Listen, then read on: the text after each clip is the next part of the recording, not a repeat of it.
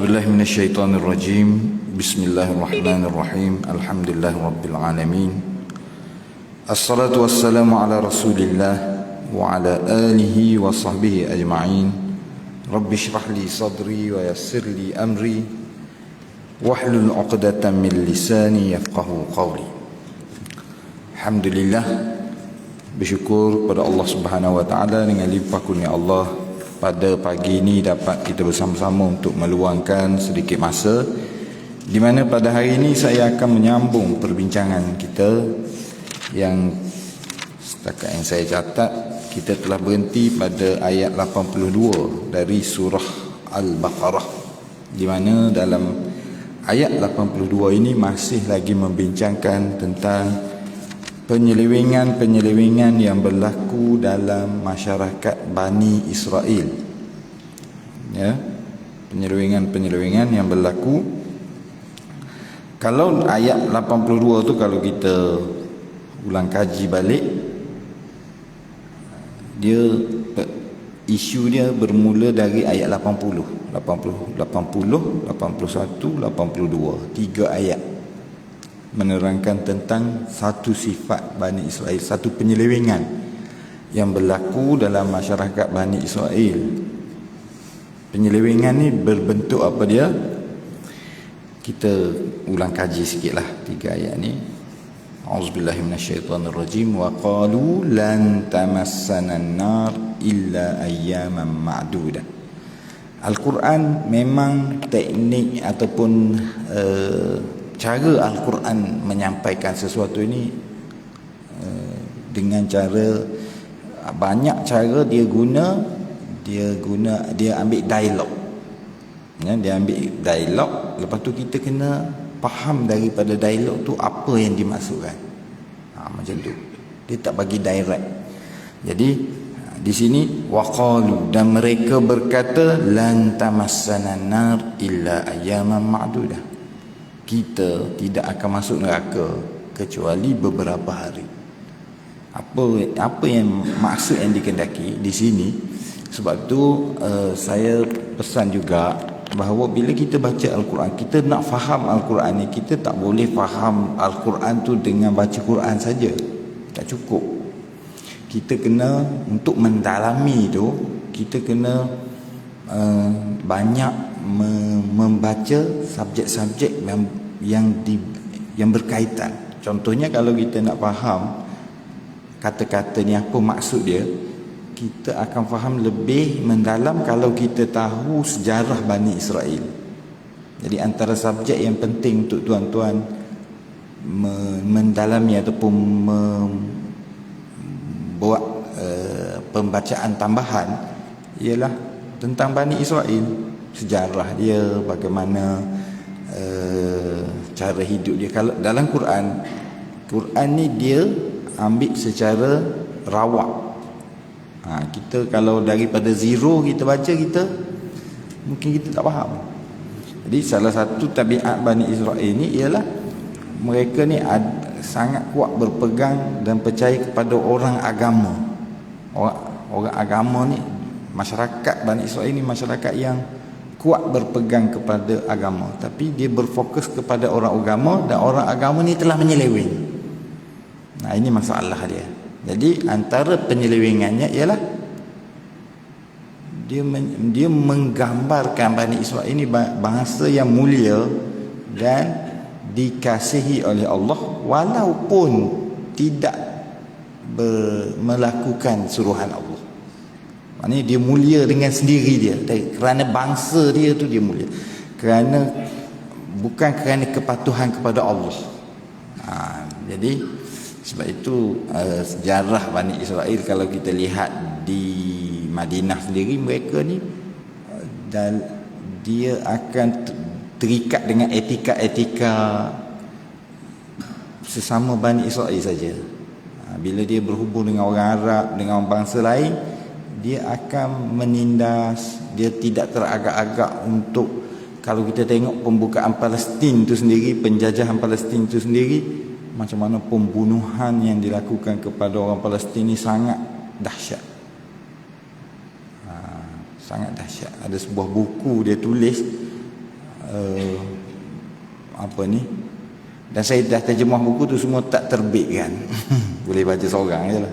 Sebab dia bagi tahu tarikh penyembelihan beramai-ramai, siri yang panjang orang Palestin di ini moden saja, zaman dulu pun macam tu. Jadi sebab apa?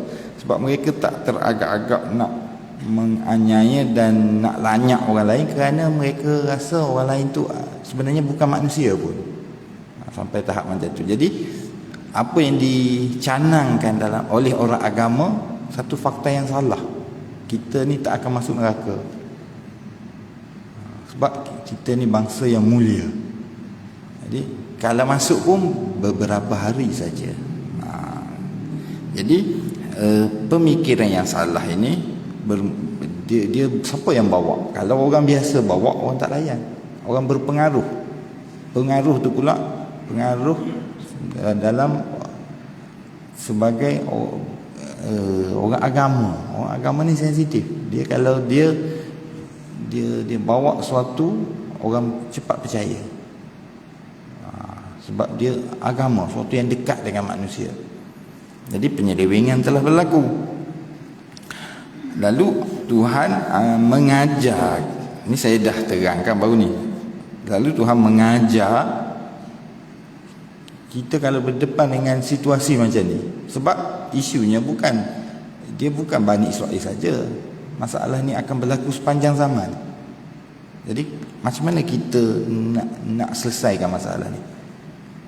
Tengok juga dalam bentuk dialog. Dia tak terangkan, tapi kita kena menyelami dan mengambil intipati itu. Qul attakhaztum indallahi ahda. Katakanlah wahai Muhammad, apakah kamu telah mengambil dari Allah perjanjian? Apa maksudnya kalau orang tu kata macam tu? Maknanya dia ni kritis, dia tidak menerima bulat-bulat. Jadi budaya kritis ni penting diterapkan. Walaupun orang tu orang agama, kita mesti persoalkan. Kita mesti bercakap dengan hujah. Jangan paksa orang ikut. Kita tak boleh paksa orang lain ikut je. Sebab apa? Sebab aku ni orang banyak ilmu, kamu kena ikut. Tak boleh. Sebab apa? Kalau kamu nak suruh aku ikut, mana hujah kamu? Macam tu. Beri hujah. Tak ada hujah, salah lah. Kita tak boleh ikut seorang tu kerana batang tubuh dia. Ini Quran saja. Qul attakhadtum indallahi ahda. Kamu telah ada perjanjian ke dengan Tuhan? Maknanya tak ada lah, sebab perjanjian ni diambil melalui Rasul. Mana boleh orang biasa jumpa Tuhan? Jadi qul attakhadtum indallahi ahda. Di sini macam satu tamparan dan ejekan. Soalan ni bukannya betul, tapi dia sebagai satu ejekan ataupun satu tamparan. Kamu ada perjanjian ke dengan Tuhan? Lepas tu falan yukhlifallahu ahdah. Di sini dia tambah sebagai satu tambahan, maklumat tambahan, iaitu kalau ada Allah tidak akan memungkiri janji dia. Masalahnya tak ada. Am taquluna 'ala Allah ma la ta'lamun.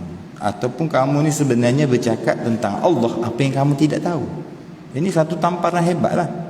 Sebab kamu tak ada bukti, kamu tak ada sandaran, tiba-tiba kamu kata kamu buat satu-satu dakwaan tentang Allah. Kalau dakwaan bersifat keduniaan, research, tak perlulah ayat Quran. Kalau maklumat sains ke maklumat apa, mana bukti dia? Bukti ada hasil kajian terhadap berapa orang ni gini, bukti. Jadi orang Islam dilatih menjadi orang yang berfikir dan kritis serta percaya pada sesuatu berdasarkan bukti. Bukannya ikut buta, ikut kerana batang tubuh orang. Kerana kita respect pada orang tu, buatlah apa pun, terjun lubang pun aku terjun juga. Tak boleh. Itu bukan sifat orang Islam. Kita bangsa yang mempersoalkan budaya ilmu. Buat bagi bukti. Kita kena bincangkan bukti itu. Sebab itulah para ulama Islam, bila mereka ada satu idea, mereka bentangkan dan mereka bawa hujah. Mereka tak kata siapa kamu nak tanya. Tak boleh. Itu kediktatoran dalam ilmu, tak boleh diterima. Okey, Al-Quran dia mendidik satu rupa bangsa yang nak bangkit menjadi satu bangsa yang berilmu. Okey, jadi Tuhan pun bagi satu penyelesaian. Isu tadi tu, ini kaedah dia. Apa dia? Masuk syurga dengan tak masuk syurga ni bukan kerana kemuliaan yang kamu buat sendiri. Dia berdasarkan kaedah yang akan disebut ni. Apa dia? Bala man kasaba sayyi'atan wa ahatat bihi khati'atuh fa ulaika ashabun nar. Sesiapa yang melakukan kejahatan dan kejahatan itu telah membelit dirinya, ditafsirkan sebagai oleh ahli tafsir sebagai kejahatan yang terkeluar, membawa kepada kekufuran, itu membelit. Faulaika ashabun nar, mereka adalah ahli neraka, hum fiha khalidun. Ini kaedah dia. Orang yang kufur, orang yang melakukan kejahatan, dia masuk neraka, tak kira siapa pun. Walladzina amanu wa amilus solihat, dan orang yang beriman dan beramal soleh, ulaika ashabul jannah, mereka lah yang akan masuk surga. Siapa dia? Iman dan amal. Itu kaedah yang sebenar, bukan kumpulan, bukan bangsa, bukannya main janji kumpulan kita ni. Tak ada. Iman dan amal, itulah yang akan menjadikan seorang tu masuk syurga. Hum fiha khalidun. Bila sebut syurga, dia pun tambah sikit maklumat, mereka kekal di dalamnya. Okey, kemudian cuba kita tengok dia punya perubahan itu berlaku. Tiba-tiba dia sambung balik perbincangan, keluar dari topik kecil ni. Wa id akhadna mitsaqa bani Israil, maknanya dia bagi poin baru. Dan ketika mana kami telah mengambil perjanjian dari Bani Israil. Wa id akhadna mitsaqa bani Israil, dan ketika mana kami telah mengambil perjanjian dengan Bani Israil. Ada dua tafsiran dalam apa maksudnya kami telah mengambil perjanjian dengan Bani Israel. Yang pertama, tafsiran ni semua betul lah ke sebenarnya? Yang pertama ialah yang dimaksudkan dengan mengambil perjanjian ialah dengan menurunkan Nabi, menurunkan Rasul. Apabila suatu umat itu diturunkan Rasul, Rasul tu kerja dia ialah untuk memastikan umat dia itu beriman. Jadi dinamakan sebagai mengambil perjanjian kat situ. Tak apa, okey, itu satu tafsiran. Satu tafsiran lagi ialah perjanjian itu agak khusus, iaitu apabila Bani Israel ini telah diancam oleh Allah Subhanahu wa taala. Wa id akhadna mitsaqakum wa rafa'na fawqakumut tur. Dan ketika mana kami telah mengambil perjanjian dengan kamu, dan kami telah angkat di atas kepala kamu tur, bukit, untuk kami hempak atas kepala kamu. Maknanya di situ seolah-olah perjanjian yang lebih rasmi, perjanjian yang lebih jelas, iaitu sewaktu Allah mengugut Bani Israel untuk dimusnahkan, Tuhan minta perjanjian supaya mereka ni terlepas daripada dimusnahkan, dengan mereka berjanji untuk taat kepada Nabi Musa AS, untuk taat kepada ajaran Allah. Jadi di sini wa id akhadna mitsaqa bani Israil, dia detailkan perjanjian tu apa dia, ataupun dia detailkan ajaran Nabi Musa itu. Sama, lebih kurang sama, tapi yang tu lebih khusus. Okey. Apa yang nak disampaikan di sini? Dia nak terangkan sedikit, dia nak jelaskan dulu butir-butir perjanjian tu ataupun perincian agama. Agama apa yang dibawa oleh Nabi Musa ni? Apa konten dia? Okey. La ta'buduna illallah, jangan kamu menyembah selain pada Allah. Samalah kita la ilaha illallah, maknanya ajaran yang diturunkan oleh Allah ni pada dasarnya sama. dari sudut keimanan, kepercayaan sama saja. Cuma berbeza dari sudut pensyariatan, kerana setiap zaman tu ada ciri-ciri dia tersendiri. Dan Allah SWT turunkan kematangan manusia itu pun berbeza, sehinggalah zaman umat Nabi Muhammad SAW syariat itu untuk sepanjang zaman. Sebelum tu adalah untuk umat-umat yang khusus macam tu. Jadi ni samalah, jangan kamu menyembah selain Allah, jangan syirik. Ajaran Nabi Musa, konten dia apa dia? Jangan mensyirikkan Allah, samalah dengan kita. Wabil walidaini ihsana, dan kepada kedua ibu bapa hendaklah kamu berlaku baik. Maknanya ini dari sudut kemanusiaan pun ada juga ajaran Nabi Musa ni, dari sudut kemanusiaan. Hubungan dengan ibu bapa disebut wazil qurba, dia pun terangkan sikit, iaitu hendaklah kamu berbuat baik kepada kedua ibu bapa, kepada sanak saudara, kepada anak yatim, kepada orang miskin. Wa qulu linnasi husna, dan berkata baiklah kepada manusia. Sudut etika. Wa aqimus salah, dirikanlah solat. Ada dah untuk ajaran Nabi Musa ni kan. Dirikanlah solat ni mana-mana syariat pun ada. Cuma para ulama Islam ni berbeza pandangan, apakah solat tu sama ataupun solat tu tak sama. Itu punya pendetailan tu sebab tidak ada satu dalil yang kukuh. Tak ada satu hujah yang kukuh. Jadi masing-masing ada pandangan. Tak jadi masalah, bukan benda penting. Tapi nak katanya umat terdahulu ada dah solat. Wa atuz zakah, keluarkan zakat. Summa tawallaitum illa qalilan minkum, kemudian kamu telah berpaling kecuali sedikit saja di kalangan kamu. Wa antum mu'ridun, dan kamu telah mu'rid, telah berpaling, telah ingkar. Jadi ini masalah Bani Israel. Tuhan perincikan lagi, Tuhan perincikan ajaran Nabi Musa tu. Apa dia?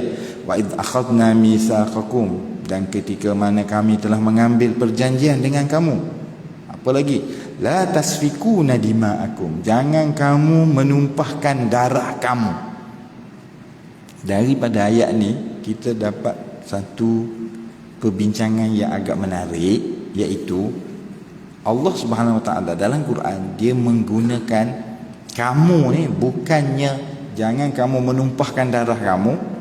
Maknanya kalau kita faham secara mudah macam tu, orang tu bunuh diri lah, dia menumpahkan darah dia sendiri. Bukan maksud tu.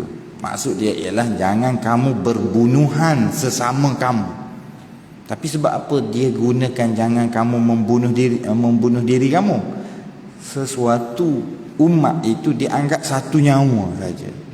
Dia nak bayangkan dalam masa yang sama bahawa satu umat tu sangat rapat hubung kait dia. Kita ni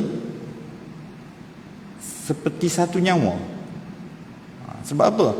Sebab kita tidak akan mampu menjadi bangsa yang kuat kalau kita seorang bagus. Apa tak?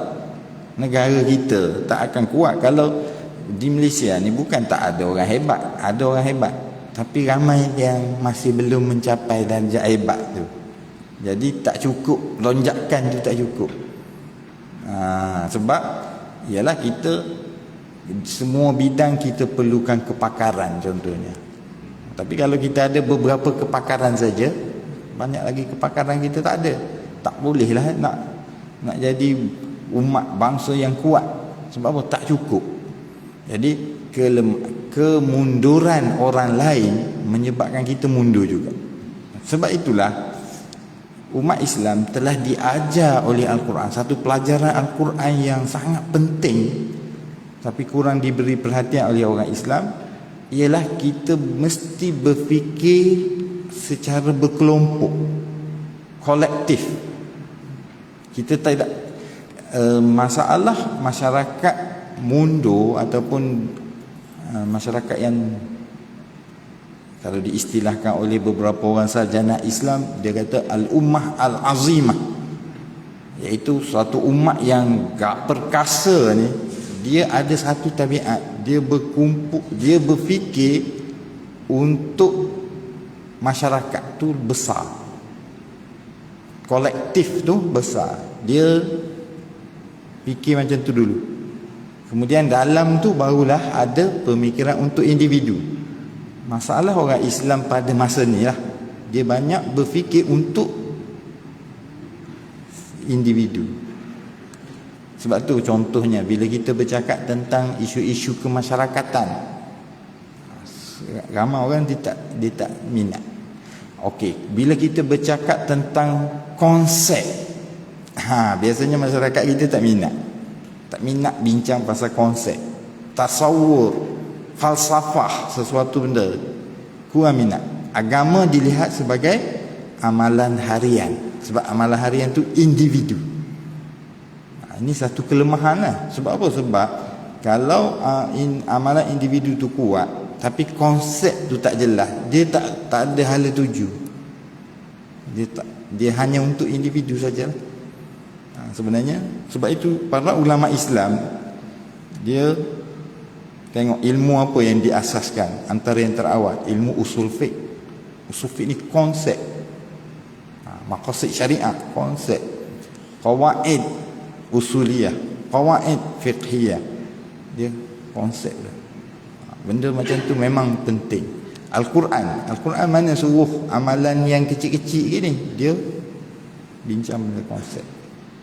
Jadi sebab itu kelemahan dalam menyedari benda ni menyebabkan tenaga dipusatkan kepada amalan individu.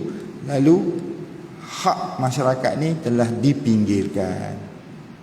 Akhirnya pembinaan masyarakat itu tak strong.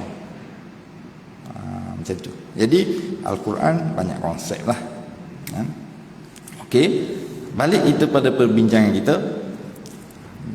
Wa id akhadna mitsaqakum wa rafa'na fawqakumut tur, bukan, wa id akhadna mitsaqakum la tasfikuna dima'akum. Ni ada lagi wa id akhadna mitsaqakum, dia ada beberapa ayat yang hampir sama. Wala tukhrijuna anfusakum min diyarikum, jangan kamu bunuh sesama diri kamu, jangan kamu bunuh sesama kamu, dan janganlah kamu keluarkan diri kamu dari rumah mereka. Tengok dia guna ganti nama tu. Jangan kamu, wala tukhrijuna anfusakum min diyarikum. Sorry, di sini ada ayat min diyarihim, di sini min diyarikum, dari rumah kamu. Jangan kamu keluarkan diri kamu dari rumah kamu. Apa maksud dia? Maksud dia jangan kamu halau sesama kamu daripada kampung halaman mereka. Sebab apa? Sebab Bani Israel ni kan, dia berperang sesama sendiri. Bani Israel ni yang kita lihat pada hari ni, orang Israel yang kita lihat pada hari ni, mereka ni sedang berada di puncak kegemilangan.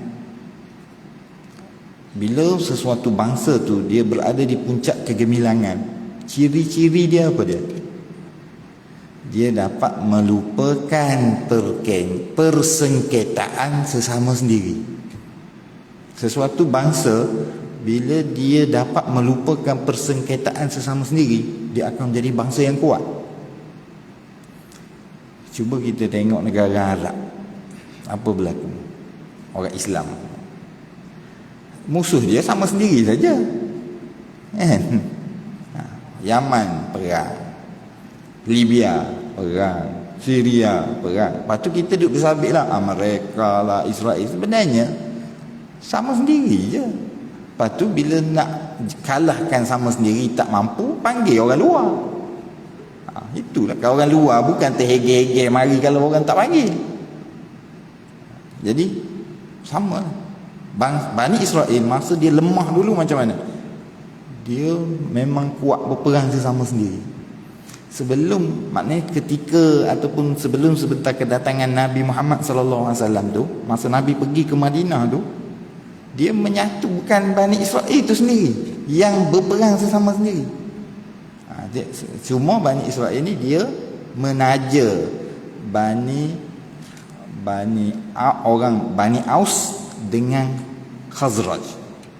Mu taja kabilah ni, aku taja kabilah ni, perang. Sebenarnya peperangan antara Bani Nadir, Bani Qainuqa, orang Yahudi sendiri berperang. Tapi nak katanya mereka ni dalam perpecahan. Jadi Tuhan kata, kami telah mengambil perjanjian daripada kamu, ajaran Nabi Musa, jangan berbunuh-bunuhan dan jangan kamu bila berperang menghalau lah. Dia orang ni menang, dia halau. Orang zaman dulu kalau dia perang, dia jenis halau penduduk tu. Dia sebab dia ambil tanah tu, harta apa semua tu jadi milik dia. Konsep peperangan zaman dulu. Cuba kita tengok penyakit yang disebut oleh Allah terhadap Bani Israel. Ketika umat Islam pada hari ini haru biru kacau bilau, perangai sama. Maknanya di sini bukanlah dia nak kata Bani Israel tu dia jadi buruk kerana dia tu Bani Israel, bukan. Dia nak fokus ke situ, sifat-sifat ini kalau kamu ada sifat ni memang jadi macam ni lah. Jadi sebab itu fokus kita kepada sifat-sifat yang disebut. Bani Israel itu sebagai contoh saja. Okey. Bani Israel ini apa dia diberikan ajaran yang baik, tapi ajaran tu dilanggarnya habis licin. Lalu ajaran Nabi Musa mengandungi hubungan dengan Allah, menolak kesyirikan, dia langgar. Dia Bani Israel ini kan, orang Yahudi kan agama yang syirik. Dia syirik kat mana? Dia syirik antaranya dia mengatakan Uzair anak Tuhan, kepercayaan dia. Yang kedua, Bani Israel ini dia penyembah kubur. Tak tahulah, tuan-tuan tengoklah dalam YouTube. Saya memang tengok dengan mata kepala saya sendiri, sebab kat luar negara ni saya duduk di utara Afrika. Orang Yahudi ni dia pantang jumpa kubur lama, dia akan melompat kat kubur. Zikir dia melompat. Dia melompat kat kubur. Kalau kubur tu nenek moyang dia pergi, dia ambil berkat dengan cara melompat. Dia berzikir sambil melompat. Dalam Islam tak ada sih zikir melompat. Buat apa melompat? Zikir relax dah. Zikir ni hubungan dengan Allah kan? Ada orang nak tiru Bani Israel tu, ikut dia lah. Tapi kita tak buatlah kerja macam tu. Dia melompat dekat kubur. Sebab apa? Dia macam-macam syirik. Dia percaya kubur ni boleh bagi syafaat lah apa semua. Penyelewengan akidah tu. Okey. Kemudian Tuhan suruh baikkan hubungan dengan manusia. Kita tengok apa yang berlaku di sepanjang sejarah. Bani Israel ini memang dia kuat anyai orang. Okey. Kemudian Tuhan larang dia bertumpah darah. Dia pergi perang sama sendiri. Menghalau mereka. Sebab apa? Orang Madinah tu penduduk dia ramai Yahudi. Mari mana? Sedangkan Bani Israel ini dia asalnya di sekitar Baitul Maqdis. Sebab Nabi Yakub, kemudian Nabi Ishak, dia duduk area tu. Tapi akhirnya Yahudi ni ada di selatan tanah Arab. Yahudi ni ramai di Madinah. Ada ahli sejarah yang mengatakan, tapi jadi perbincangan lah, nampak macam ada kewajaran juga, dan ada ahli sejarah yang mengatakan orang Yahudi di Madinah lebih ramai daripada orang Arab lagi pada masa sebelum kedatangan Nabi SAW. Kabilah Yahudi itu banyak. Tapi ada yang kata dia memang ramai, tapi dia tak duduk dalam Madinah, dia duduk di pinggir. Mari mana semuanya mari hasil daripada peperangan sesama sendiri. Dia lari daripada peperangan tu sebab dia kena halau. Dia lari. Ada yang pergi masuk sampai ke tanah Arab sebelah sini, dan ada yang turun sampai ke Yaman. Sebab tu di Ethiopia, di Afrika ramai orang Yahudi sebelum dari terbinanya Israel. Kemudian bila nak buat Israel tu, dia kutip habis ramai-ramai. Dia pergi lambak dekat Israel, nak suruh ramai rakyat gerak ekonomi, ya. Sampai utara Afrika tu dia masuk melalui Spain, sejarah dia. Tapi nak katanya apa dia peperangan tu memecahkan bangsa dia. Sebab tu akhirnya bangsa dia ni tak ada negara pun. Sebab apa? Dia merempat. Macam tu. Summa antum haula taqtuluna anfusakum. Kemudian kamu telah membunuh diri kamu. Membunuh sesama sendiri dipanggil membunuh diri kamu. Wa tukhrijuna fariqam minkum min diyarihim. Barulah Tuhan kata, dan kamu mengeluarkan sebahagian daripada kamu dari rumah mereka. Tuhan larang tadi, dia buat. Tazaharuna alaihim bil ithmi wal udwan. Kamu telah berhubung dengan mereka, menunjukkan kekuatan kamu bil ithmi wal udwan, dengan kejahatan dan persengketaan. Ni penting baca sejarah Bani Israel juga. Kita dapat gambaran lah. Zaman bila dia berkelahi ni Bani Israel? Selepas daripada zaman Nabi Sulaiman. Selepas zaman Nabi Sulaiman, apabila anak Nabi Sulaiman memerintah, maka dinasti Nabi Sulaiman ni tidak panjang. Dia, Nabi Daud, Nabi Sulaiman dan anak dia. Lepas tu kerajaan dia runtuh disebabkan persengketaan Bani Israel. Macam tu. Jadi kita, bila kita baca ni, kita tengok penuh dengan peperangan je. Orang Islam terkena sikit saja perangai macam ni, dia punya jatuh, dia punya apa ni, kedudukan orang Islam hancur lebur lah pada hari ni. Lemah. Dunia tak pandang orang Islam pada hari ni. Berlaku kemusnahan sesama sendiri. Okey, kemudian tazaharuna alaihim bil ithmi wal udwan wa in ya'tukum usara tufaduhum. Ni kita kena tahu juga. Syariat Bani Israel ialah tawanan perang tidak boleh dilepaskan. Dia kena bunuh. Harta rampasan perang tidak boleh diambil, dia kena bakar. Ni syariat yang berbeza dengan kita. Kita umat Nabi Muhammad sallallahu alaihi wasallam, syariat kita tawanan perang tengok pada kemaslahatan. Nak bunuh boleh, nak lepaskan free boleh, nak ambil tebusan boleh. Syariat Bani Israel, tebusan, kamu dapat tawanan, bunuh. Harta rampasan perang, kumpul cucuh api bakar, tak boleh ambil. Jadi apa yang mereka buat? Wa in ya'tukum usara tufaduhum. Kalau kamu datang, kalau mereka datang kepada kamu sebagai tawanan, kamu telah mengambil tebusan daripada mereka. Dia lepas kan? Tapi tufaduhum, fida, maknanya apa? Dia ambil tebusan. Sebab apa Bani Israel buat kerja macam ni? Wa huwa muharramun alaikum ikhrajuhum. Sedangkan ianya adalah haram bagi kamu. Sebab apa gitu? Bani Israel, dia, otak dia harta. Bila harta semua halal, jadi bila dia berperang, bila masa dia nak dapat tawanan, dia mulalah ungkit tawanan ni kita tak boleh bunuh sebab sesama Bani Israel kan Tuhan larang bunuh. Tapi ingat tak, tadi yang kamu perang tu apa tak kamu tak bawa hujah ni?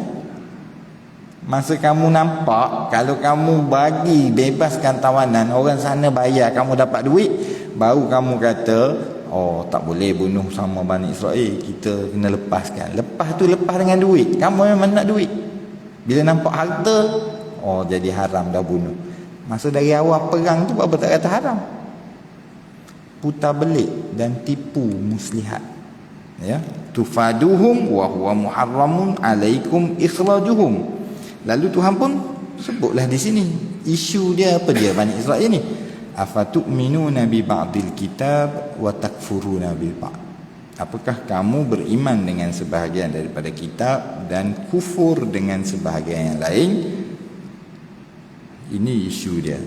Dia agama ni ikut pandai dia je. Dia main hak yang mana selera dan mana dia tak selera. Fama jazaa'u man yaf'alu dzalika minkum illa khizyun fil hayatid dunya. Tidaklah orang yang melakukan demikian kecuali dia akan mendapat kehinaan di dunia. Tuhan pun bagi satu hukum alam, kaedah yang akan berlaku di sepanjang zaman. Apa dia? Kalau orang tu dia agama ni dia buat ikut pandai dia, dia akan menjadi satu bangsa yang hina fil hayatid dunya. Wa yaumal qiyamati yuradduna ila asyaddil azab. Dan pada hari kiamat dia akan ditimpakan dengan azab yang pedih. Wa mallahu bighafilin amma ta'malun. Dan sesungguhnya Allah tidak leka dari apa yang kamu lakukan. Jadi di sini ayat ini sangat keraslah. Ayat 85 dan homework dia ialah tuan-tuan baca sendiri ayat 86. Iaitu dia punya penyempurnaan kepada perbincangan ni ialah natijah ataupun dia sebab orang ni buat macam ni sebab apa? Sebab dia nak kepada dunia, dia nak kepada habuan dunia. Lalu dia sanggup melanggar semua yang telah Allah Subhanahu Wa Taala gariskan. Jadi setakat itu saja yang dapat saya sampaikan pada pagi ini. InsyaAllah kita berhenti pada ayat 86. Ya, kemudiannya banyak lagi ciri-ciri Bani Israel, penyelewengan yang berlaku kepada Bani Israel dalam masyarakat Bani Israel. Tapi sekarang ni yang diceritakan ni masih dalam bentuk penyelewengan yang pernah dilakukan sebelum kedatangan Nabi Muhammad sallallahu alaihi wasallam. Nanti dijelaskan pula ada satu perenggan lagi, nanti dijelaskan penyelewengan ketika Bani Israel ini berdepan dengan Nabi Muhammad sallallahu alaihi wasallam. Mereka menyeleweng juga. Nanti kita akan baca.